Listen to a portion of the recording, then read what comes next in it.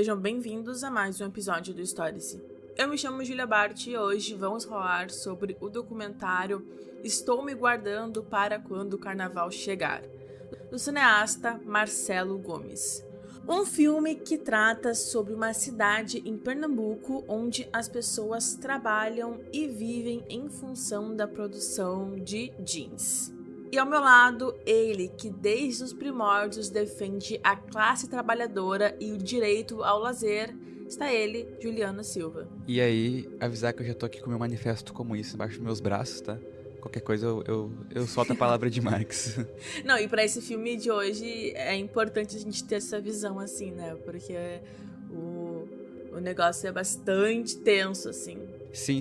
E também dedicar, né, esse episódio pro pessoal que participou do Cine Debate, que a gente divulgou nas nossas redes, também no último episódio do Stories, que aconteceu no dia 25, né, de maio, que foi sobre esse filme. Então também a gente tá trazendo algumas discussões que a gente conseguiu desenvolver lá com mais gente, né? Então foi muito grande essa experiência pra gente, e aí agora, né, estamos transformando ela em um episódio aqui. Pois é, o Cine Debate que a gente fez na URGS, que é a Universidade Federal aqui do Rio Grande do Sul, é significativo porque foi um Cine Debate dentro da universidade, então ocupar espaços onde a gente possa debater, possa criar e possa talvez até ter uma visão, assim. Eu vou até falar um pouco sobre como que foi pra mim, porque tô fora da universidade há algum tempo já, então é muito gratificante quando a gente volta pra esses espaços e vê que ainda existe uma certa esperança na juventude, sabe? Porque quando a gente depois sai, né, e vai pro mercado de trabalho, eu acho que tudo também se relaciona com esse filme, mas quando a gente vai pro mercado de trabalho, acaba que a gente fica um pouco mais cascudo, eu acho, um pouco mais, assim, não tem jeito, é isso a vida, né? E aí, quando a gente volta pra esses espaços, a gente vê que existe ainda, existe, né, de fato, ainda um debate sobre como melhorar a vida das pessoas e como o trabalho não significa tudo pra gente, não deve significar tudo. Então eu achei muito legal, assim, a gente ter ocupado esse espaço e ter debatido, e eu senti realmente uma pontinha de esperança. E ainda um Cine Debate que aconteceu a semana inteira, né? Foi de segunda e quinta, com o nome de Enquanto Trabalhamos Eles Vivem, né? E também teve o filme Eles Vivem nessa amostra, assim. E acho que é bem isso que tu falou, assim, acho que também acaba sendo muito importante de a gente também colocar o Stories nas ruas, né, nas ruas acadêmicas, mas levar ele, né, além do podcast, né, tipo, conversar com as pessoas cara a cara, trocar ideia, assim, também é muito importante, né, nossa visão de projeto pro podcast, né. E também lembrar que a gente tem um programa, um episódio sobre o filme Eles Vivem, do John Carpenter, que a gente conversou no debate também sobre esse filme. E agora eu não lembro qual é o episódio, mas a gente depois vai deixar linkado aqui qual é o episódio, porque a gente falou sobre esse filme há uns 2 anos atrás. É o episódio 13. Boa.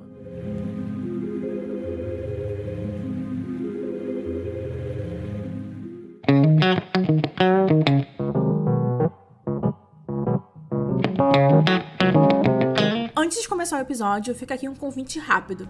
Que tal apoiar o Storyse? A partir de R$5 por mês, você pode contribuir com o podcast através da plataforma Apoie-se. Para quem ainda não conhece, o Apoie-se é uma plataforma de financiamento coletivo, onde vocês podem ajudar criadores de conteúdo. No nosso caso, o apoio de vocês ajuda diretamente a manter o podcast funcionando. Hoje temos 3 planos disponíveis, a partir de R$5, R$10 ou R$20 por mês. Cada um deles nos ajuda a alcançar algumas metas importantes, como criar o site do Storyse e melhorar a edição do podcast, o que significa muito mais episódios melhores por aqui. E claro, quem apoia também recebe algumas recompensas. Dependendo do plano, o nome do apoiador pode aparecer nos episódios, tem acesso a um grupo no Telegram para conversar com a gente e com outros ouvintes, além de conteúdos extras. Então fica o convite. Se você gosta do Storyse e quer ajudar a gente a continuar, dá uma olhada no Apoie-se. O link tá na descrição desse episódio e também nas nossas redes sociais. E se agora tu não puder apoiar, tudo bem. Compartilha o episódio, já ajuda muito. Mas se puder contribuir, a gente agradece demais.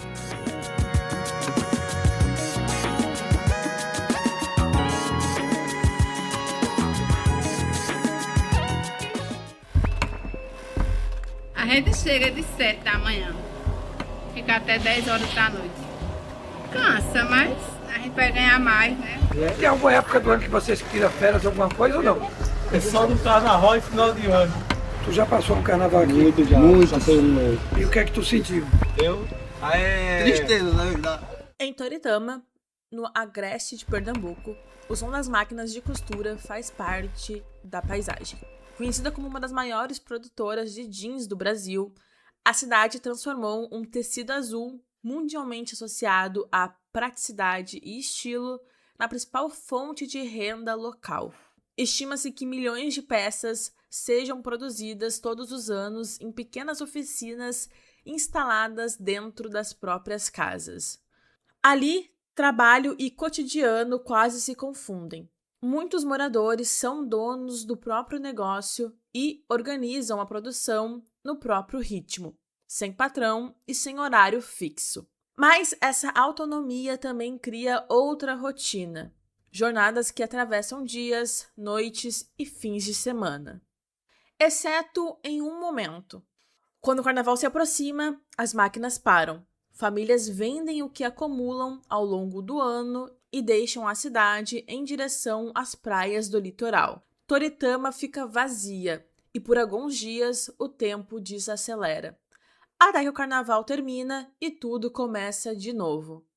É nesse intervalo entre trabalho e pausa que o documentário Estou Me Guardando para Quando o Carnaval Chegar constrói sua pergunta central.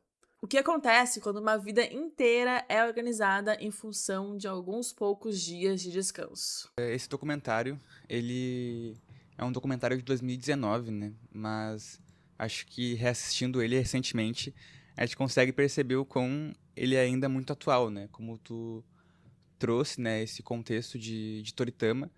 E, né, o filme ele é dirigido pelo Marcelo Gomes, né? Que é um documentarista em que ele retrata, né, essa cidade que vive 24 horas em torno da produção de jeans, assim. E essa relação do trabalho, né? Eu acho que tu colocou essa pergunta, né? Quando a vida é organizada em função de trabalhar por poucos dias de descanso. Acho que a gente vai desenvolver, né, os pontos em relação a isso.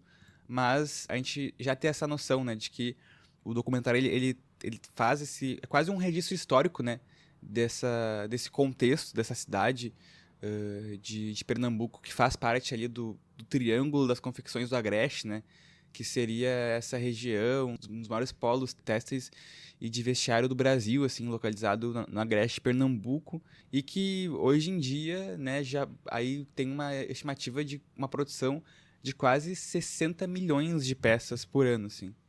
Então a gente consegue ver, né, o impacto, né, dessa região nesse sentido do trabalho. Ele é um filme que já começa como, pra mim, assim, né, como um soco mesmo, assim, porque eu acho que na minha concepção a gente entende a pressão que o trabalho significa na vida das pessoas, mas na forma que Toritama, em que mostra em Toritama, eu acho que eu nunca tinha visto, assim. Então, pra mim, ele realmente é muito um estudo de caso, assim, uma coisa muito que extrapola, assim, sabe? Porque não é um indivíduo em si, mas é uma cidade inteira em volta disso.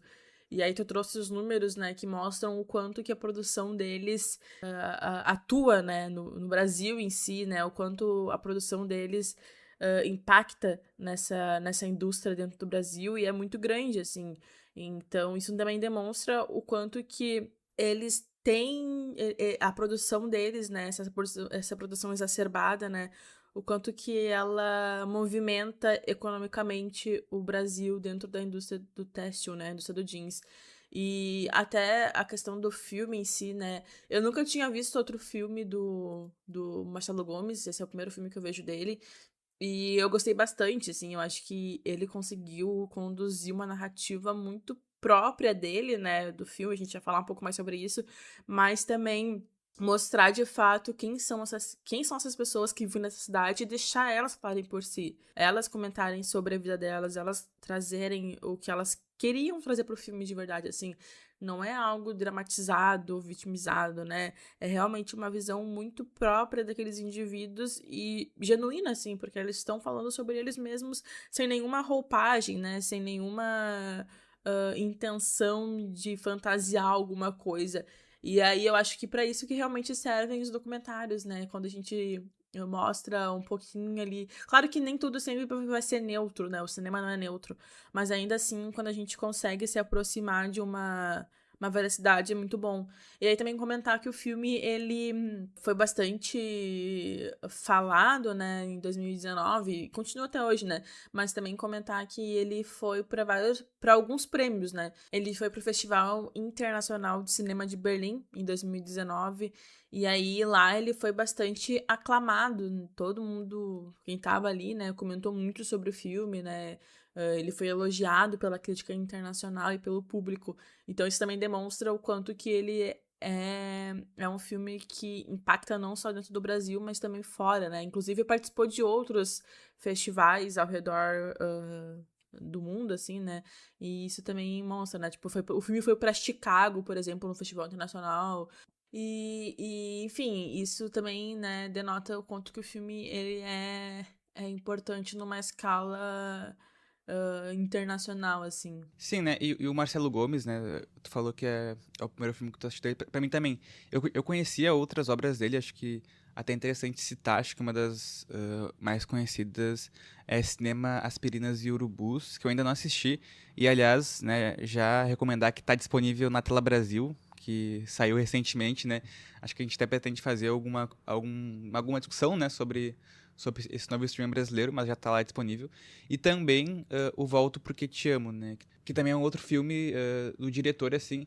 E como tu falou, né? Ele realmente se propõe essa pegada mais road movies, assim, filmes na estrada, né? E ele tem muito essa pegada de tentar representar e expressar momentos específicos, né, do Brasil, principalmente, né, de onde ele é, né, que é de Recife, né, Pernambuco. E realmente, como tu falou, né, ele não se propõe, ele não faz uma discussão moral em relação aos trabalhadores, né, ele também tenta não intervir tanto, né, nesse sentido da construção do documentário. Ele coloca, né, esses trabalhadores na sua própria narrativa, né, então, a partir disso, ele vai ali, né, mostrando como esses trabalhadores né, construíram os seus trabalhos nas suas próprias casas, com os maquinários de costura. E ele procura e se pergunta, né, entender as motivações desses trabalhadores, por que eles trabalham nisso, o que levou eles a esse local, qual a contentação, né, desses trabalhadores em relação a esse tipo de trabalho, que é um trabalho, digamos assim, formal, né, precarizado, como a gente consegue ver durante o filme, né? Porque são famílias que se organizaram, né, a partir dessa produção, né, da produção de jeans, assim. Então a gente consegue perceber que cotidiano e trabalho naquela cidade se confundem, né? Então a gente consegue ver que muitos moradores, acho que a boa parte, a maioria deles ali são donos do próprio negócio, entre aspas, né, e organizam essa produção. E sempre nessa lógica de não ter um patrão, de não ter um horário fixo. Mas a gente consegue também ver que essa autonomia, né, ela vai sendo questionada, né? Se ela existe de fato nesse sentido, né? No momento em que eles têm ali jornadas de trabalho que atravessam dias, noites, né?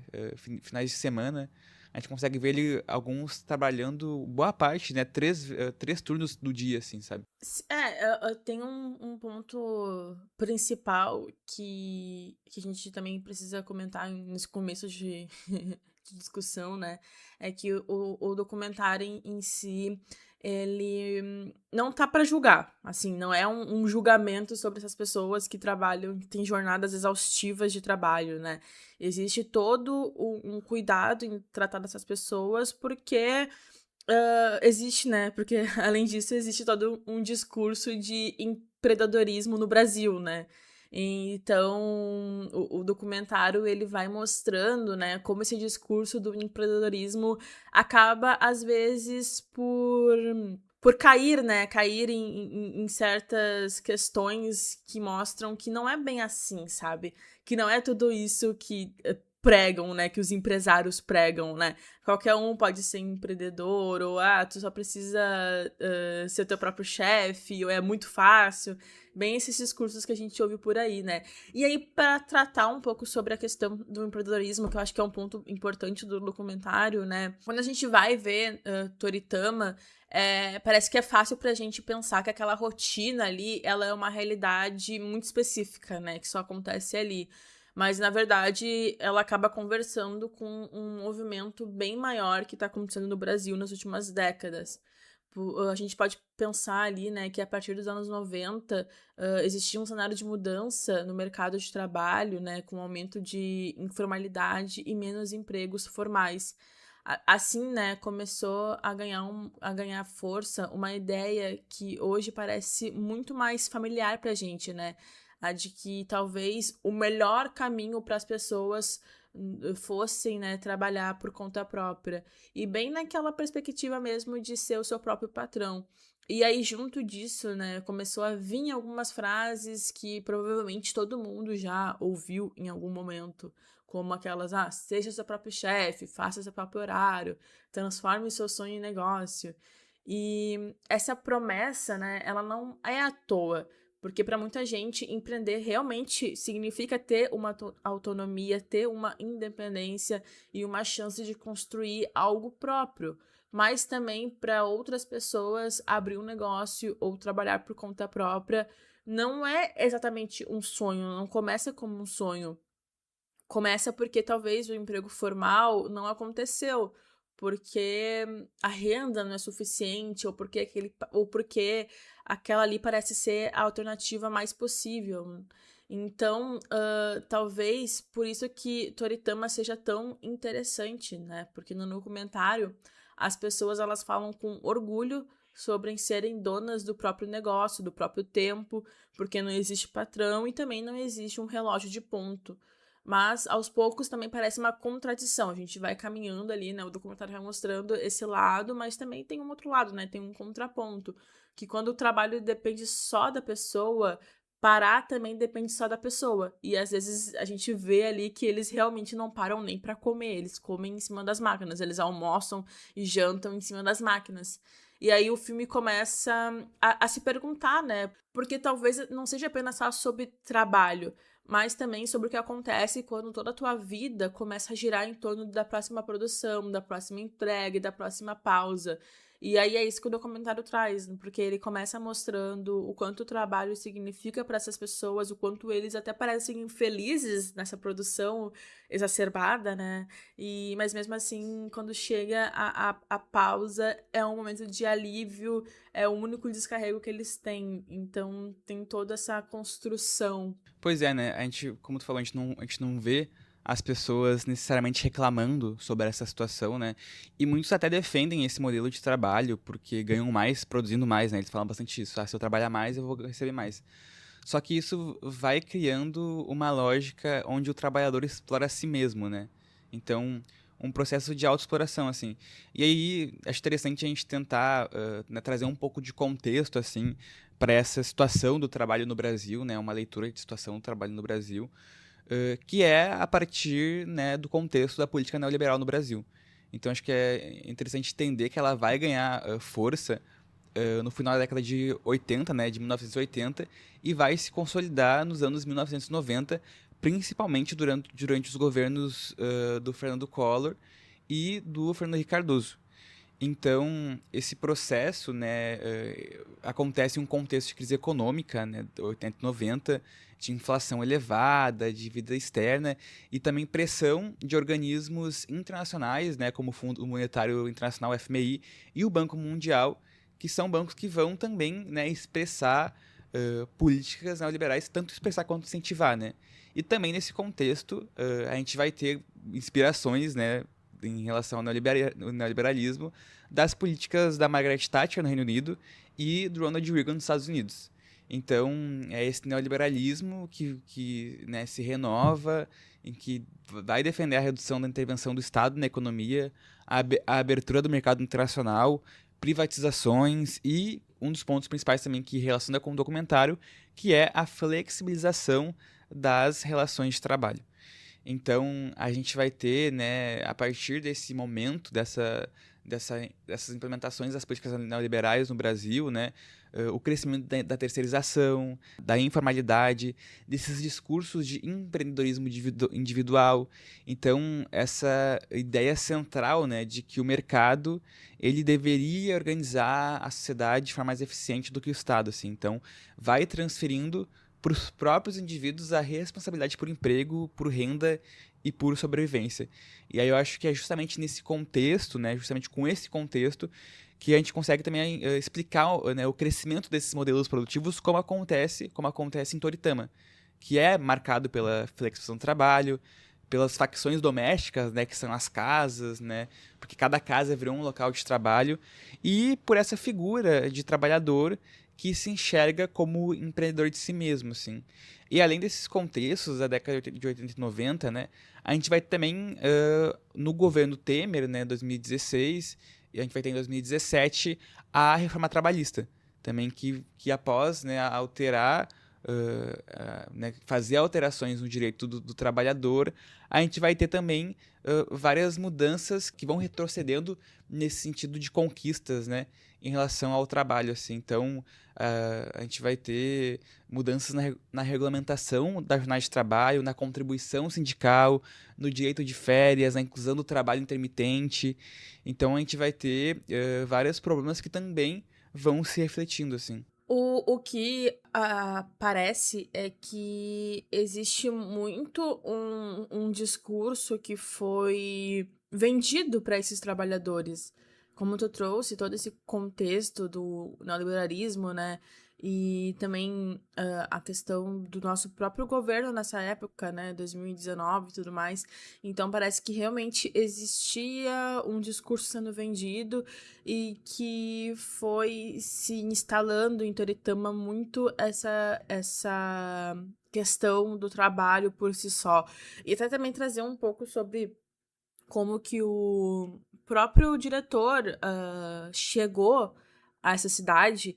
Ele comenta que no próprio documentário, porque o que acontece? Tem a visão não, né? Tem a narrativa dele em off, né? Ele tá narrando algumas coisas que ele tá vendo, que ele tá falando com as pessoas, e ele traz a memória dele sobre Toritama. Porque o pai dele era um agente do Estado, assim, era uma pessoa que ia de cidade em cidade, né, fazendo algumas coisas pro Estado, pelo que parece. E aí ele ia junto com o pai dele visitar essas cidades.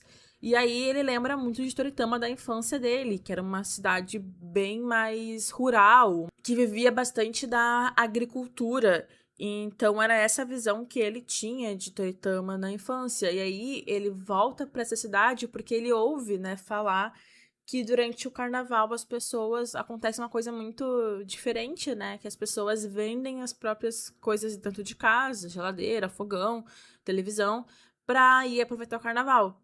E aí, com essa pergunta, assim, até eu acho engraçado porque o Marcelo Gomes falou em uma entrevista que ele faz filme sobre o que ele não entende. Ele faz cinema sobre o que ele não entende. E aí ele não entendia por que acontecia isso em Toritama, por que as pessoas vendiam as coisas pra irem pro carnaval. E aí ele chega lá e se depara com essa situação, né? Onde, como tu comentou mesmo, né? As casas não são mais casas, mas são lugares onde as pessoas trabalham, porque em cada casa existe uma fábrica de jeans, né? E é o dia inteiro as pessoas trabalhando pra conseguir o seu dinheiro. E a cidade toda virou em torno disso, não existe mais lazer na cidade, né? As pessoas comentam que pra ter um pouco de lazer, elas precisam sair da cidade, por isso também a questão do carnaval, né? E sair da cidade. E aí eu gosto bastante, assim, né, dessa visão que ele tem, porque o filme vai mostrando em tela, né, o que tá acontecendo, né, mostrando a produção, mostrando as pessoas, mostrando a cidade, e ao mesmo tempo a gente tem a narrativa dele, que é como se fosse algo até mais reflexivo, né, uma reflexão sobre o que se tornou o Toritama, e sobre como que a memória dele se mantém muito viva pra ele, né? E daí a gente deve talvez fazer até um exercício, assim, né? De imaginar como deveria ser essa cidade quando não existia essa produção, assim, né? Como a cidade deveria ser. Então, eu gosto bastante, assim, porque ainda é, assim, um documentário sobre trabalho, né? Que também existe muitos documentários sobre trabalho, mas ainda assim também consegue ser um documentário bem mais reflexivo do que a gente tá acostumado a ver nesse tipo de documentário. A gente consegue perceber o Marcelo colocando, né, um pouco da história dele, né, ao narrar, né, como ele chega a Toritama, por quais motivos, né, e como tu colocou, né, ele já tinha contato com a cidade, ele já sabia que existia e ele se depara nesse retorno a esse local, a essa região, e como tu falou, né, tipo, ele fica se questionando, não entende como se tornou isso, né. E acho que por isso que, nesse sentido do contexto, de falar sobre o neoliberalismo, né? Porque é nesse mesmo período que também Toritama se transforma, né? É nas décadas de 70 e 80 que Toritama vai se transformando e vai entrando, né? Ela é compreendida dentro desse contexto histórico dessa reestruturação da produtividade, assim, e também do avanço do capitalismo e das políticas neoliberais no Brasil, assim, sabe? E é isso, né? O diretor, ele vai, né, trazendo isso, colocando experiências individuais, mas também deixando com que Toritama fale por si só, em relação a essa questão do trabalho, assim. E aí também, né, de novo, trazendo alguns dados interessantes em relação a essa questão do trabalho formal e informal no Brasil, para a gente também, né, entender como está hoje, né? E aí também vamos deixar as referências e fontes, né, de tudo que a gente for citar na descrição do episódio. E aí a gente tem hoje em dia uma população ocupada, que são pessoas que trabalham, né, de forma geral, carteira assinada, sem carteira por conta própria, que seria de 102,3 milhões de pessoas. E uma população desocupada, que são pessoas que não trabalham, que procuram emprego, né, ou estão disponíveis para trabalhar, que seria de 6 milhões, assim. Então, 6,3 milhões. Então, é até interessante porque teve uma diminuição de desemprego no Brasil. Há poucos anos atrás, estava quase 10 milhões de pessoas e hoje a gente tem 6 milhões de pessoas no desemprego no Brasil. E em relação à taxa de desocupação, que é a porcentagem de desempregados dentro da força de trabalho, é 5,8%, que seria também relacionado à questão do desemprego. E a população fora da força de trabalho, que são pessoas que não estão trabalhando e não procuram emprego, que poderiam ser estudantes, aposentados, pessoas que cuidam de casa, é de 66,5 milhões. E a população desalentada, que é um grupo específico que fora da força de trabalho, que, digamos assim, desistiu de procurar trabalho porque não acreditam que vão conseguir emprego ou vaga, seria de 2,6 milhões. E aí chegamos a dois pontos interessantes aqui, que acho que talvez mais nos interessa, né, depois de ter essa visão geral, assim, que seria empregados com carteira assinada, que seria, né, um empregador que possui registro formal, que é 39,3 milhões, e os empregados sem carteira assinada, que trabalham para um empregador, mas sem registro formal, né, então sem direitos trabalhistas, né, que seria 13,3 milhões. E trabalhadores por conta própria são 26 milhões, né, que aí poderia encaixar o pessoal da uberização, né, que talvez que seria motorista de aplicativo, camelôs, freelancers, e também tem uma diferença do trabalhar por conta própria e o trabalhador informal, que também acho que daí o informal poderia entrar mais nesse contexto de Toritama, assim, que são 38,1 milhões de pessoas, que não é uma, né, não é uma categoria separada de trabalhador, mas uma condição de trabalho, né? Então, empregados sem carteira, sem direitos trabalhistas, assim, e, né, que estão nessa informalidade, nessa ausência de proteção legal e uma ausência de previdência. E daí, acho que daí a gente entra, né, nesse contexto de Toritama, né, que é isso que a gente vê. Que a gente consegue ver o Marcelo mostrando o dia a dia das famílias que, como tu falou, comem nessa mesma local de trabalho, em que os filhos crescem nesse mesmo local de trabalho, em que toda a família gira em torno disso. Então, se aconteceu algum acidente ali, se aconteceu alguma intoxicação, porque eles até usam máscara, né, pela produção, acho, do jeans, da tinta, não sei. Então, se aconteceu algum problema nesse sentido, o neoliberalismo ele vai, né, impulsionar com que esses problemas se tornem algo individual, desses trabalhadores? Se eles estiverem doentes, se eles não puderem levantar da cama para trabalhar naquele dia. Assim. Acaba que não existe a proteção do Estado, porque essas pessoas, elas não têm, como elas trabalham por conta própria, não tem, por exemplo, os mesmos, né, benefícios, né, que até eu acho a palavra muito estranha quando a gente é CLT, a gente tem benefícios, né, que tem os trabalhos formais, né, do tipo, plano de saúde, por exemplo, né, a gente tem o SUS, né, mas pensando na questão do CLT, né, tem alguns que tem um plano de saúde, né, férias remuneradas todo mundo tem, mas esses tipos de questões, assim, né? E aí acaba que eles realmente estão muito por conta própria. Então, se um ficar doente e não pode trabalhar por um mês, por exemplo, ele não vai ter nenhuma assistência, né, do Estado. Acaba que fica tudo realmente nas costas daquelas pessoas e elas precisam realmente se virar. E eu acho que, assim, é por isso talvez também que até exista alguns contrapontos dentro da própria comunidade, né? Porque a gente tem uma cena muito interessante, né? Eles estão numa produção ali, né? Algumas pessoas, e aí alguns são jovens, e aí tem um senhor mais velho, né? Que ele comenta que... Porque os jovens estão muito felizes, né, com esse tipo de produção, porque eles ganham dinheiro ali na hora, eles fazem o próprio tempo deles, né, entre aspas, então eles conseguem trabalhar o quanto eles querem e eles ganham a mais, né. E aí um senhor comenta, né, que pra ele, né, que já é um pouco mais velho, assim, né, ele entende a diferença de ter uma carteira, né, assinada pela questão do que ele poderia ganhar, né, a mais em relação aos benefícios e com uma aposentadoria, né, e tudo mais. E aí ele vê esse contraponto dos jovens que pensam só no agora, pensam ali no momento e para eles aquilo ali tá bom, que eles não pensam no futuro, né? Ele fala assim. E ele queria realmente ter uma aposentadoria, ter um dinheiro guardado. Então, dentro da própria cidade, assim, não é que todo mundo também tá super feliz com aquela situação, né? As pessoas também, né, entendem que aquilo ali não é o ideal, mas é o que existe no momento para eles. É até interessante que o diretor, ele vai, né, trazendo questionamentos durante o filme, e aí ele vai entrevistando outras pessoas também, né? E ele entrevista um senhor que vive distante da cidade, né? Pelo que dá pra entender, assim. Que vive ainda... Porque é isso, o Marcelo, ele vai mostrando esse contraste de uma cidade que era rural, né? E necessita, né, não se urbanizar, mas um processo de industrialização, né, específico em relação ao contexto de Toritama.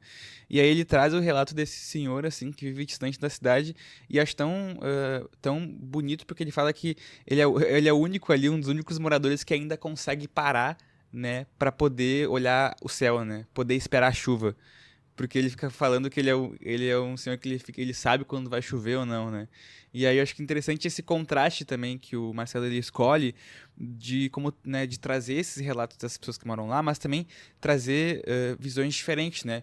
Porque como tu falou, tem ali os jovens que estão muito felizes em ter trabalho, porque realmente a gente consegue perceber que essa questão de se eu trabalhar mais, eu ganho mais. Isso dá essa sensação de independência, de não ter chefe, de não ter horário para acordar, mas como a gente falou, né, leva de novo à autoexploração. Enquanto a gente consegue ver as pessoas mais velhas, né, talvez entendendo melhor a situação em que eles estão, e aí também o contraste com pessoas que estão fora dessa ritmo de produção, né, que ainda podem olhar o céu, ainda podem olhar o tempo, né? Ainda podem, né, ter o seu próprio tempo. Dinheiro é a perdição do mundo, todo mundo sabe disso. Se não fosse o dinheiro, não existia maldade no mundo. Então a maldade vem através do dinheiro. O capitalismo que todo mundo sabe, assim, não sei ninguém, né, que cada cá tem uma mente, cada cá tem um pensar, mas o capitalismo que sempre fala é o dinheiro. Então, quem nasceu para ter tem que se dane, quem nasceu para não ter se dane e não tem nada, porque é a palavra certa da terra. A gente também tem que citar um dos personagens principais do documentário, que é um rapaz de 30 e poucos anos, assim, né? O Léo, que eu acho que ele é um dos personagens principais, porque o documentário acompanha muito ele, né? Entre as pessoas que vão aparecendo. Ele é uma pessoa que o documentário vai mais... conversa mais, né? E vai mais atrás, assim. E aí ele trabalha com jeans também, né? O ano todo, mas também faz outros trabalhos ali na cidade, como construir casas. Ele fala também que ele trabalha ali arrancando coqueiro, né? Coisas assim, né? Então ele tem vários trabalhos informais e ele é uma pessoa que trabalhou a vida inteira praticamente, desde quando ele tinha 13 anos, e ele vê também ali a questão do trabalho. E aí é muito interessante porque ele tem uma forma de falar que é muito poética até, que parece realmente que ele tá sendo muito... ele é muito lírico, né? Isso é muito legal, assim, porque também, né, vai mais nesse aspecto de ser uma reflexão. E aí eu acho interessante que uma entrevista que eu tava vendo, né, o Marcelo comentou, o diretor, que o Léo, se tivesse tido... talvez, né, se ele pudesse ter tido o estudo, né, a oportunidade, né, e de estudar e de se formar, ele poderia muito bem ser um filósofo, assim, sabe? Porque ele tem esse papel muito, assim, de questionar e também entender o que tá acontecendo, né, ali na cidade, né, e entender que ele comenta, né, que o problema dele é o trabalho, e sendo uma pessoa que trabalha demais, né, e aí comentando, né, como a sociedade em si vive em volta do trabalho. Então ele é um personagem muito interessante da gente ver, assim, porque também é ele quem vai pro carnaval, né, ele que leva a câmera pro carnaval e mostra pra gente como é que essas pessoas que trabalham o ano todo sem nenhum direito ao descanso, tendo ali uma semana de lazer em torno do carnaval. O Léo, ele se torna esse personagem central na história, né? E ele realmente, ele é uma pessoa muito instigante, assim, quando ele aparece, né? E eu acho que tu colocou de forma boa, assim, essa questão do jeito dele falar, né? Porque ele vai contando um pouco da história dele, né? Nos locais que ele trabalhou, um pouco sobre a vida dele.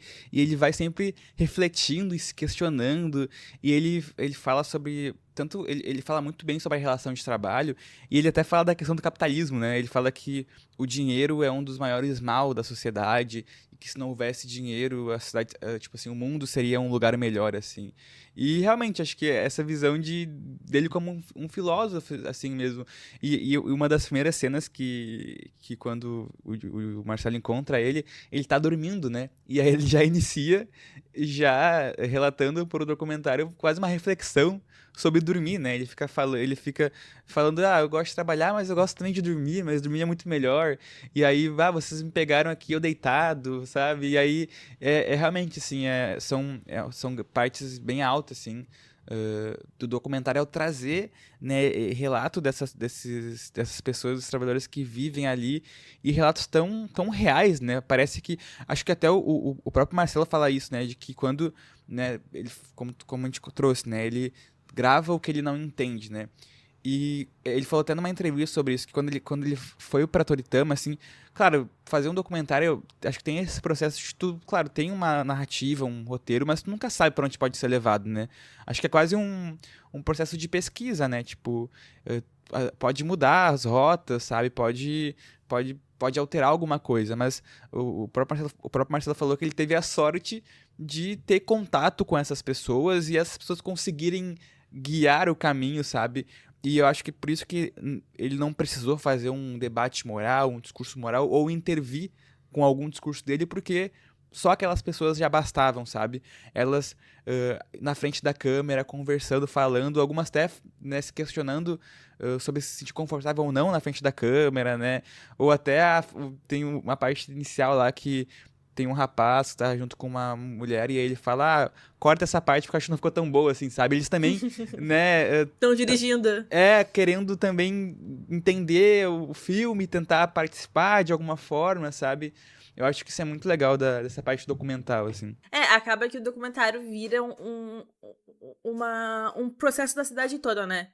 Porque todo mundo ali que tá participando tá colocando as suas questões, tá dizendo assim, isso aqui não, isso aqui sim. Até porque um dos principais assuntos, assim, né, quando o Marcelo começou a gravar e ele precisava que essas pessoas tivessem o mínimo de confiança nele, né, foi que elas iam falar enquanto elas estavam trabalhando, até porque elas não poderiam parar de trabalhar para dar entrevista.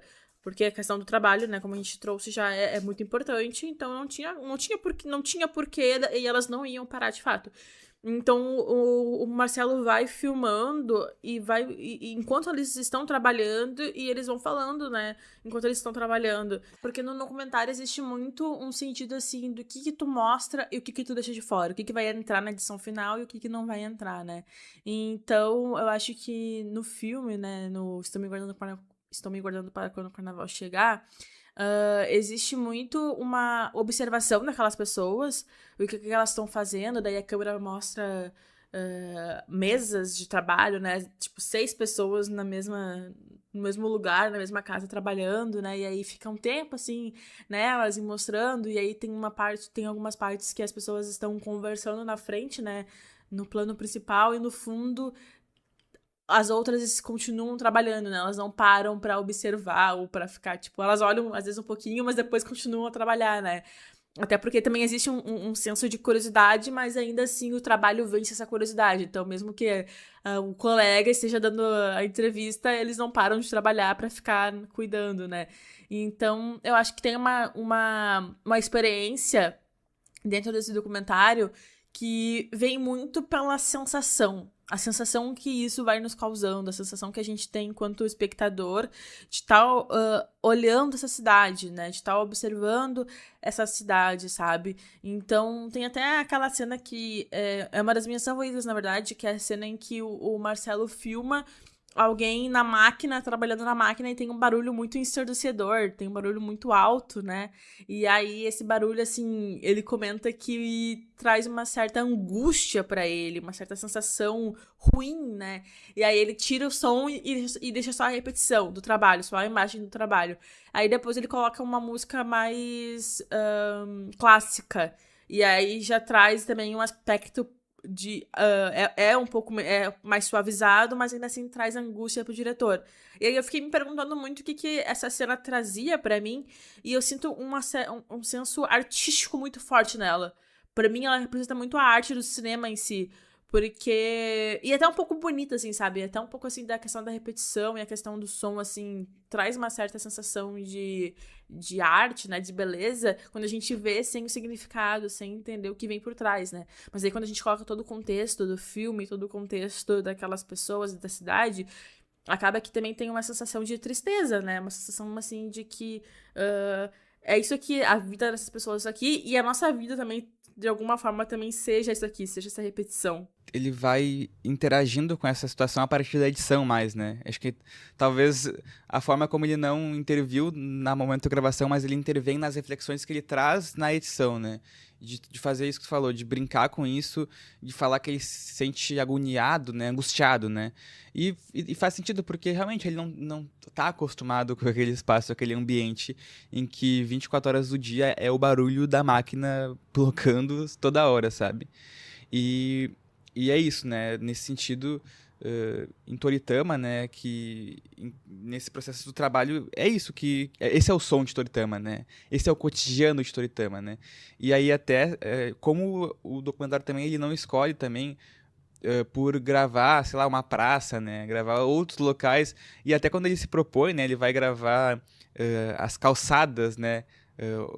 As moradias que eu acho que não são fábricas, mas aí ele também, nesse processo ele encontra outra etapa do trabalho, que é a limpeza, que é feita pelos mais velhos nas calçadas das casas, né? Então, como o trabalho, ele tá interligado em todas as etapas da cidade, né? E aí essa questão dessa lógica, né, de criar uma sensação de liberdade e independência, né, já que muitos trabalhadores se enxergam como donos do próprio negócio, como a gente trouxe, né, ela vai também intensificar a precarização, né, porque é isso, eles não têm, eles estão ali trabalhando em amplas jornadas, né, então é interessante como o documentário ele vai, de alguma forma, sendo esse relato, essa revelação de como a política neoliberal ela se dá na prática, sabe? E o mais interessante, né, a partir dessa concepção de razão empreendedora, assim, como também a gente percebe no documentário como o neoliberalismo ele atua na subjetividade desses trabalhadores. E essa é uma das partes também mais interessantes, assim, porque a gente consegue fazer uma análise de um contexto histórico, como trazer dados, como o neoliberalismo vem avançando, vem precarizando o trabalho no Brasil, mas essa parte de subjetividade, eu acho que talvez só Claro, outras obras também podem demonstrar isso, mas acho que só um documentário como esse consegue evidenciar, sabe? De forma tão no cerne desses trabalhadores em que eles internalizam essa razão empreendedora, internalizam de que eles são, de que essa ideia de que cada indivíduo deve se chegar como uma empresa responsável pelo próprio sucesso ou pelo próprio fracasso, sabe? Como se eles fossem responsáveis pelas falhas, por eles estarem naquele contexto de informalidade, sabe? De trabalhar para si mesmo, assim. Então é isso, eles valorizam essa lista do patrão, né? Vivem em condições precárias, assim, né? Então, como essa autogestão em Toritama, ela, de alguma forma, ela não representa uma verdadeira liberdade, assim. E aí eu acho que também aí tá uma das joias, assim, desse documentário, que é conseguir nos falar sobre essa subjetividade desses trabalhadores, né? E nesse aspecto também do neoliberalismo que é presente em Toritama, tem uma questão essencial que mostra como o dinheiro que as pessoas obtêm pelo trabalho não é só para meio de sobrevivência deles, mas também se torna também como um caminho ali para a questão do consumo de bens, né? Bens e outras coisas, assim. Porque acaba que a identidade dessas pessoas, ela é fortemente vinculada à questão de produzir e consumir.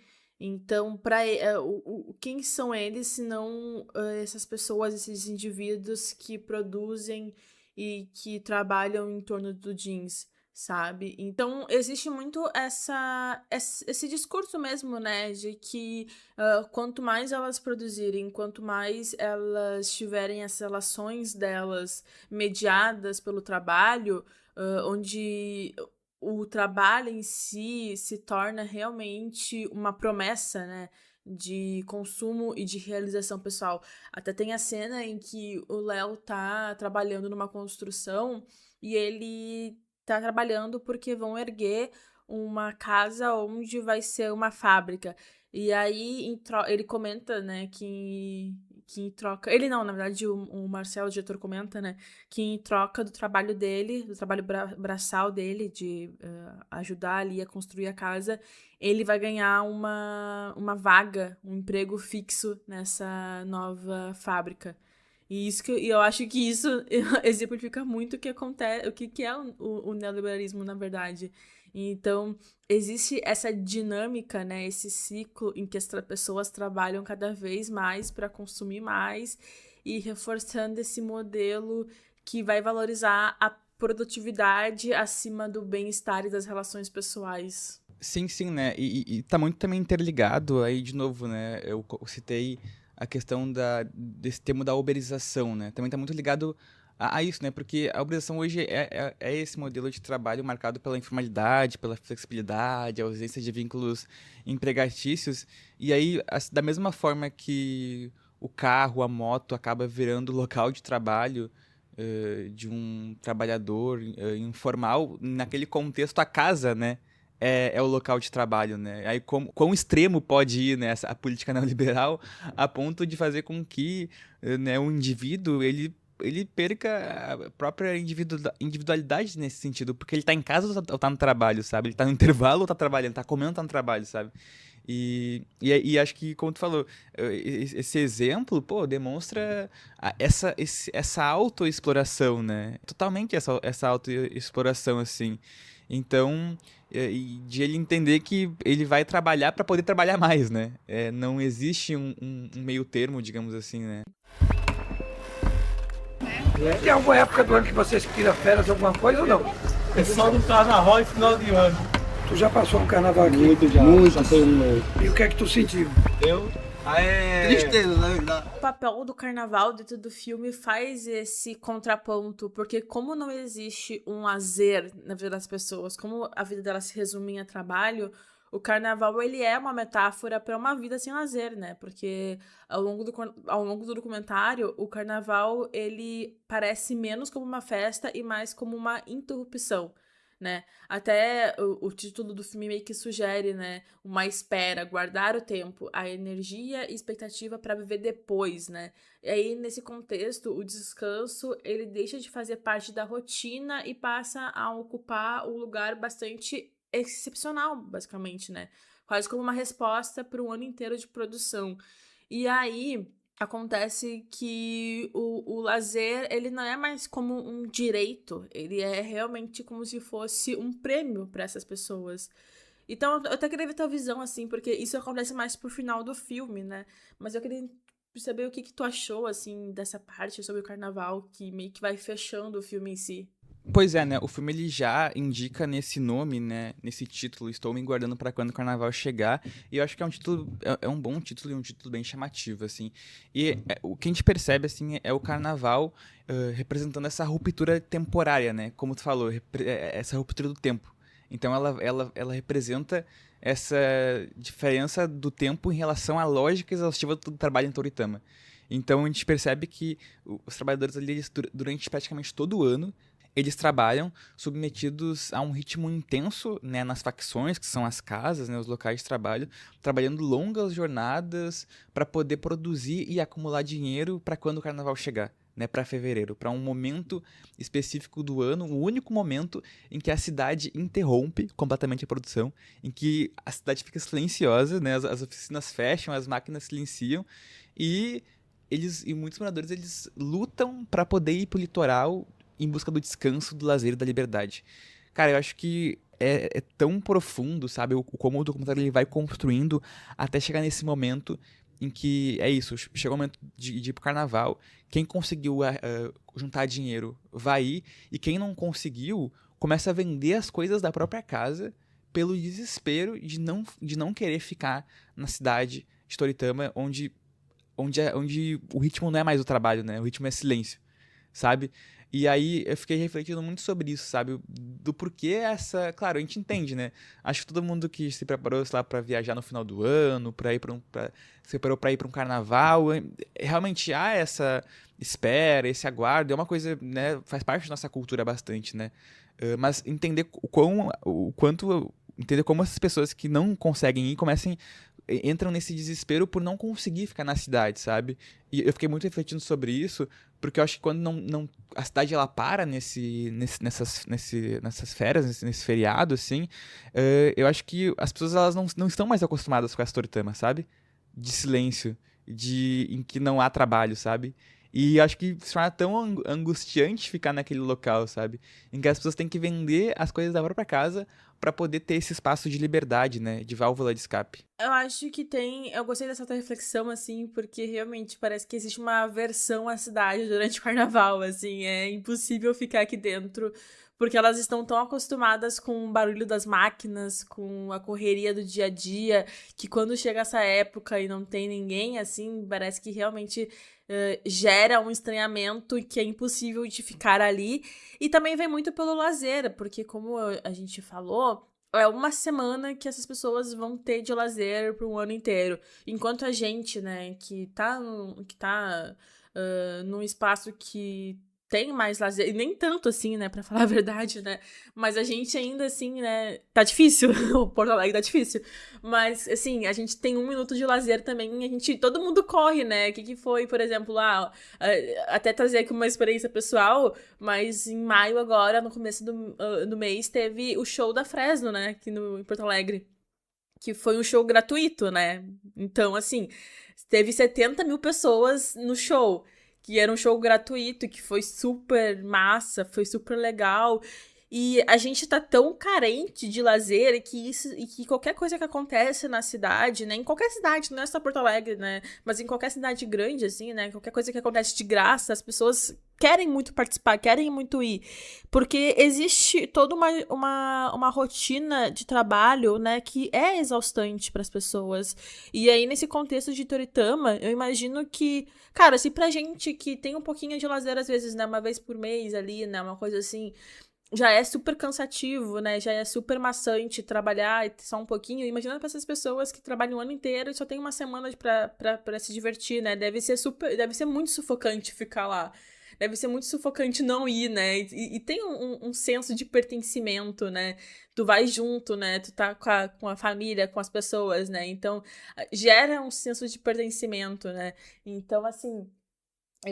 Eu vejo, assim, essa parte do carnaval em Toritama muito como um sentimento realmente de descanso e de lazer, mas também como se fosse a única forma deles se divertirem, o único meio que eles têm para extravasar no ano. E isso é muito pesado se a gente for pensar, né? Porque acaba também implicando que não existe uma liberdade, que as pessoas, elas não...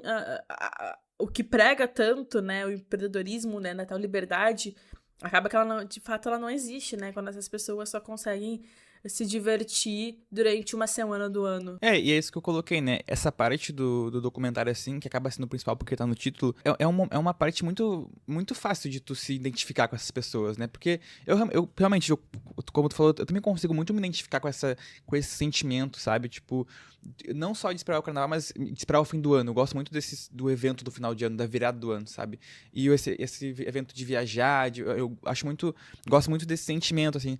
Então, é realmente algo muito fácil de tu se identificar com esse sentimento, de tu poder ter um momento ali de respiro, sabe? Uma suspensão momentânea dessa exploração cotidiana, sabe? E é isso, né? Como a gente comentou do Léo, né? Que ali na parte final o Marcelo fala que o Léo não conseguiu dinheiro para ir pro carnaval, né? E aí a produção auxilia ele. E aí tem uma quebra bem interessante que o Marcelo propõe, né, pro Léo e pra família dele gravar, né, as férias, gravar a diversão. E aí ele coloca assim, nós gravamos o trabalho, agora a gente vai deixar com que eles gravem o lazer. E, porra, isso é muito pesado, cara. Tipo, é sei lá, uma ruptura ali do documentário, de como a narrativa tá sendo levada, mas o próprio Marcelo já desenvolve que o documentário ali é sobre trabalho, e ele vai, né, mostrar o trabalho. E aí, quando ele fala isso, não, agora o Léo vai mostrar o lazer, assim, e a gente tem... é triste, porque tipo assim, são o quê? 10 minutos do documentário de lazer, né? Porque é isso, o documentário é sobre trabalho, né? Essa é a parte principal, assim. Mas, né, um pouco dessa reflexão, sabe? Dessa quebra de colocar de novo os trabalhadores tendo esse foco, assim, né? E aí tem aquela cena do Léo gravando um senhor dormindo na rede, né? Tal qual ele foi gravado no início do documentário, né? Acaba que vira um ciclo, né? Fecha um ciclo, porque quando o Marcelo dá a câmera pro Léo, né? Porque ele realmente, assim, deu uma câmera para algumas pessoas que eles tiveram uma relação durante o documentário, e aí teve, sei lá, ele falou que teve 12 horas de filmagens, e aí acabou que eles focaram mais nas cenas do Léo. O Léo se torna um documentarista do próprio lazer, assim, ele vai mostrando ali, né, as pessoas, a família dele, a praia, o carnaval, e aí ele se torna um documentarista da própria vida, e eu acho isso muito poético, assim, como essas pessoas, elas acabam não só sendo o estudo documentário, mas também fazendo o documentário. Isso é o mais maravilhoso no cinema, né? Quando a gente consegue com que seja algo mais universal, seja algo mais de comunitário mesmo. E porque nada mais justo do que essas pessoas falarem sobre as próprias vidas. E o Marcelo dá essa liberdade é muito significante. E acho que é isso, né? O carnaval, ele cumpre esse papel quase... meio que poético e filosófico no filme, de não só um momento de festa, né? Mas é meio que essa promessa de que existe vida para além do trabalho, sabe? De que existe algo a mais para esses trabalhadores, sabe? De que eles podem parar um momento da vida deles e descansar. E falando sobre vida além do trabalho, a gente não pode deixar de trazer aqui a discussão sobre a escala 6x1. Até porque, né, o Stories também parte desse princípio de ser um espaço onde a gente possa debater a sociedade, política, junto ao cinema, né? Então, a escala 6x1, ela começou a ganhar força nacional, principalmente a partir de 2024, impulsionada pelo movimento VAT, Vida Além do Trabalho, que foi criada pelo vereador Rick Azevedo, e o movimento ele surgiu nas redes sociais a partir de relatos de trabalhadores que denunciavam desgaste físico, falta de tempo para lazer, estudos e convivência familiar. A pauta rapidamente viralizou e pressionou o Congresso Nacional a discutir mudanças na jornada de trabalho brasileira. E hoje, a escala 6x1 é muito comum em setores como comércio, supermercados, restaurantes, hotelaria e serviços gerais. O modelo prevê 6 dias consecutivos de trabalho para apenas um dia de descanso. E esse formato, ele afeta a saúde mental, aumenta casos de burnout e reduz a qualidade de vida dos trabalhadores. Mas agora, recentemente, em 2026, foi aprovado uma PEC na Câmara dos Deputados que reduz a escala 6x1. E essa PEC, ela prevê a redução da jornada semanal de 44 horas para 40 horas, a manutenção dos salários, garantia de 2 dias de descanso por semana, uma das folgas preferencialmente aos domingos e a transição gradual de até 14 meses para a implementação. Agora, o próximo passo da PEC é passar pelo Senado Federal para, sim, virar uma realidade. E, para isso, ela ainda precisa passar pela Comissão de Constituição e Justiça do Senado, ser aprovada em 2 turnos no plenário do Estado, alcançar pelo menos 49 votos favoráveis em cada turno e ser promulgada pelo Congresso Nacional. Durante essa tramitação de que está sendo discutida essa PEC, surgiram tentativas de alterar ou enfraquecer a proposta. Algumas emendas chegaram a sugerir uma transição de até 10 anos ou permitir jornadas de 52 horas semanais em determinados casos, o que gerou forte reação negativa nas redes sociais e pressão popular para retirar essas propostas. Então, no momento é isso que a gente tem em relação à PEC pelo fim da escala 6x1. E a gente está caminhando. Tem muito ainda, né, o que fazer, mas eu acho que é importante a gente ressaltar que a gente está num caminho aí pelo fim dessa escala. A gente não tinha como não citar, né, a escala 6x1 e, né, esse avanço pelo fim da escala e as mudanças e aprovações no Congresso estão acontecendo agora, então muita coisa pode mudar até sair, né, o episódio, mas até fazer esse paralelo, né, em relação à história do documentário, porque a gente está vendo ali um processo de trabalhadores na informalidade, né? A gente consegue perceber né, como o neoliberalismo ele opera, porque ele joga esses trabalhadores na informalidade, né, a precarização, levando em conta que esses direitos que estão sendo avançados agora eles não vão, né, atingir esses trabalhadores que são informais, né? Claro, só se eles tornarem CLTs, né? Então, também fazer essa diferenciação em relação a essa questão, sabe? Porque é isso, a gente tem hoje o fim da escala 6x1 como um dos grandes avanços da nossa geração em relação a direitos trabalhistas, sabendo que a gente passou por uma reforma trabalhista que piorou ainda mais a situação do trabalho no Brasil, assim. E é isso, né? A escala 6x1, ela era apresentada como essa escala normal dentro do trabalho, e como tu falou, não, ela é uma escala que produz desgaste físico, né? Que produz desgaste mental, sabe? Em que o foco tá nessas jornadas intensas e nessa pressão por produtividade, da mesma forma como os trabalhadores sortemas se autoexploram, né? Mas dentro do trabalho formal, isso também acontece, né? Essa questão das jornadas intensas, assim. Então, o problema não é apenas trabalhar 6 dias por semana, mas a questão é essa lógica, né? De que o trabalhador ele deve dedicar a maior parte da própria existência à produção, sabe?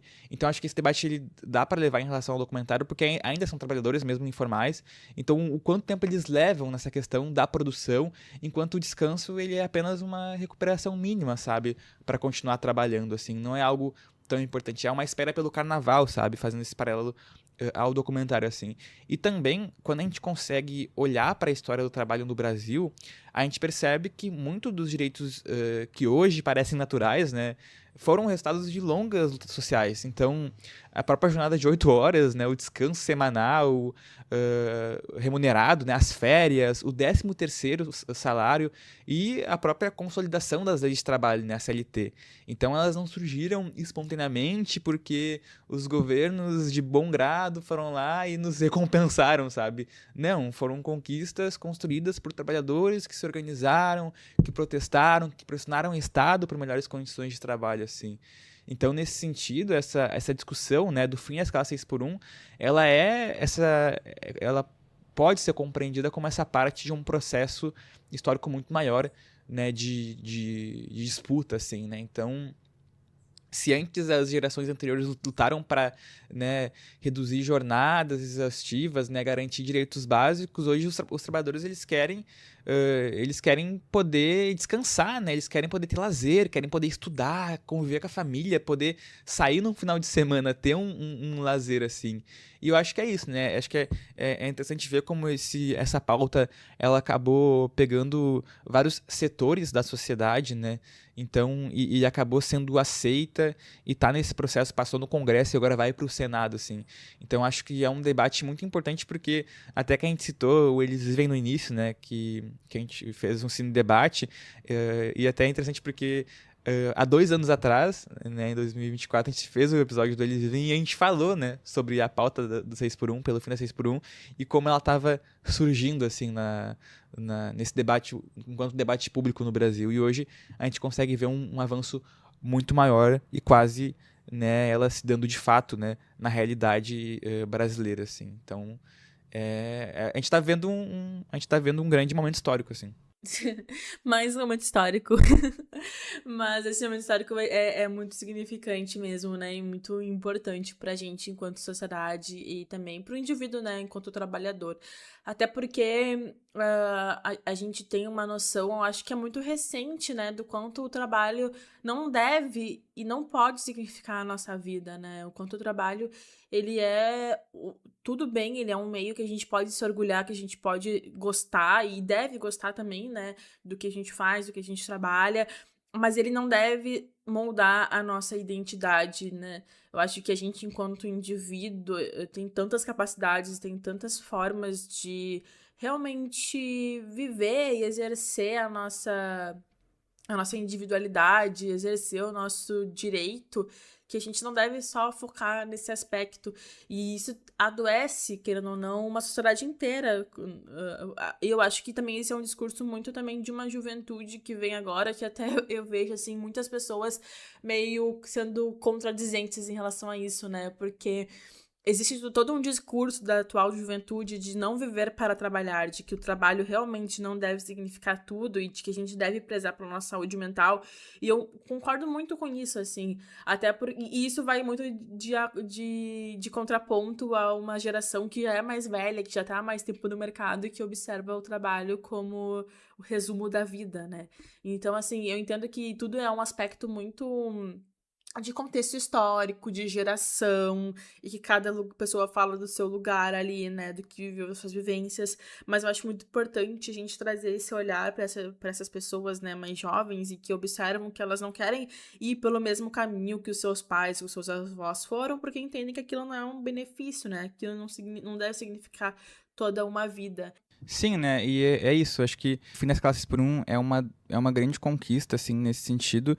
E ainda, a gente ainda parte de muitas coisas que a gente tem que avançar ainda, sabe? Eu acho que realmente parte desse entendimento, desse debate de legalizar o descanso, né, pro trabalhador brasileiro, né? De que ele pode também descansar, de que ele pode também sair no final de semana, se divertir com a família, se divertir com os amigos, ter direito, sabe? Ter uma vida.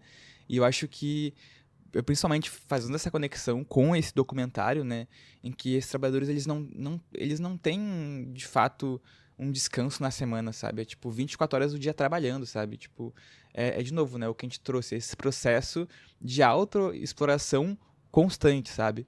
Então, é uma grande conquista a gente estar avançando e ter se tornado um debate público, né, a questão da escala 6x1 e ter conseguido avançar, mas ainda, né, ela avançou, mas sempre com grande dificuldade, porque também há setores da sociedade que tentaram tentaram, né, propor que ela fosse, que a transição, né, do projeto de lei acontecesse em 10 anos, sabe?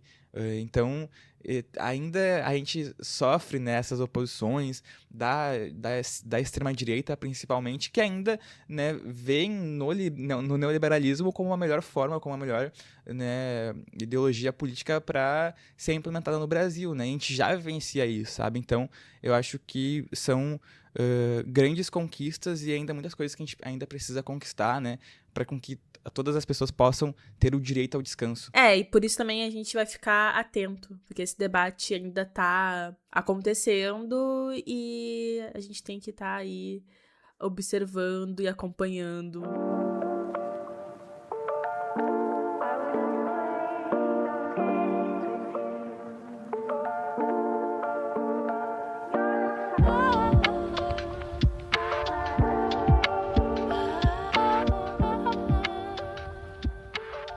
Então chegamos ao final de mais um episódio do Stories.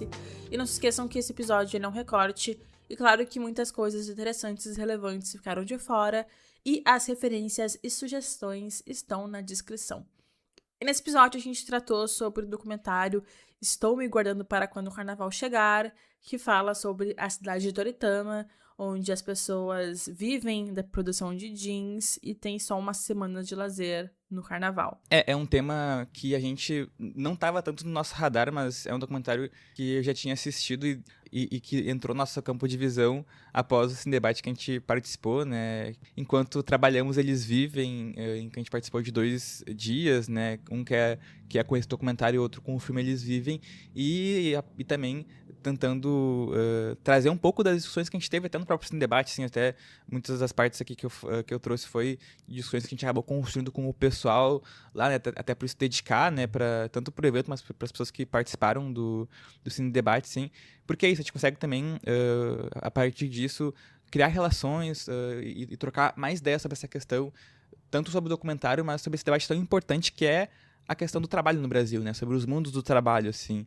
Então, mais essa ideia mesmo de trazer essa leitura da situação do trabalho no Brasil, que hoje acaba sendo um debate muito importante, ainda mais com o contexto das classes por um, assim. De fato, eu acho que é um debate muito produtivo, que não se encerra aqui, que continua, e eu acho que o filme do Marcelo Gomes traz esse aspecto, e também ele é um ponto de discussão, assim, porque é um filme de 2019, mas que conversa muito, né, com o que tá acontecendo no Brasil atualmente. E também comentar que o filme está disponível no YouTube para quem quiser assistir. E é sempre bom lembrar que o Stories é um podcast independente, por isso é muito importante o apoio de todos vocês. Não se esqueçam de nos seguir nas redes sociais, @Stories_ no Instagram, e no YouTube é só procurar pelo canal Stories que vocês acham a gente facilzinho. Seja qual for a plataforma de podcast que você nos ouve, deixe avaliar e seguir o programa, e os comentários no episódio são sempre bem-vindos. É isso, até mais, pessoal. Até mais!